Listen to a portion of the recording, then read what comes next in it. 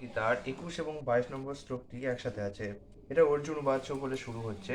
এখানে অর্জুন বলছে, সেনয় উভয় মধ্যে রথং স্থাপয় মেহচ্যুত যাদ যাবৎ এতান নিরীক্ষে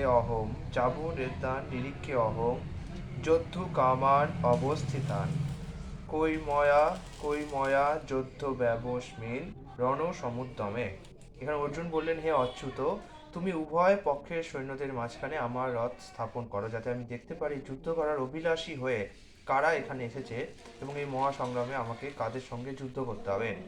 এর তাৎপর্য হচ্ছে, যদিও শ্রীকৃষ্ণ হচ্ছেন পরমেশ্বর ভগবান, তবুও তিনি অহৈতুকী কৃপাবশে তার প্রিয় সখা অর্জুনের রথের সারথি হয়ে তার সেবা করেছেন।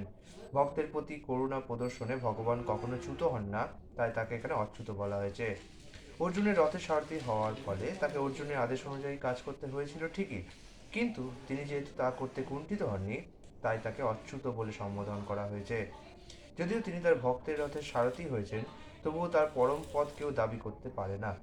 সকল অবস্থাতেই তিনি হচ্ছেন পরম পুরুষ ভগবান বা সমস্ত ইন্দ্রিয়ের অধীশ্বর ঋষিকেশ। ভগবানের সঙ্গে ভক্তের সম্পর্ক মধুর ও অপ্রাকৃত। ভক্ত সর্বদাই ভগবানের সেবায় উন্মুখ। ঠিক তেমনই ভগবানও তার ভক্তের কোনো রকম পরিচর্যা করতে সুযোগের অপেক্ষা করেন। ভগবান যখন তার কোনো শুদ্ধ ভক্তের আদেশ অনুসারে তাকে পরিচর্যা করার সুযোগ পান, তখন তিনি অসীম আনন্দ উপভোগ করেন। ভগবান হচ্ছেন সর্বলোক মহেশ্বর। যেহেতু তিনি হচ্ছেন প্রভু, প্রত্যেকেই তার আদেশের অধীন, এবং তাই তাকে আদেশ দেবার মতো তার ঊর্ধ্বে আর কেউ নেই। কিন্তু যখন তিনি দেখেন যে কোনো শুদ্ধ ভক্ত তাকে আদেশ করছেন, তখন তিনি দিব্য আনন্দ লাভ করেন। যদিও সকল অবস্থাতেই তিনি হচ্ছেন অভ্রান্ত প্রভু।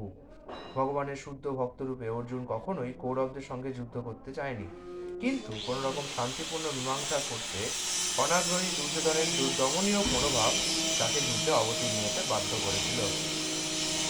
কালকে আবার 22-23 নম্বর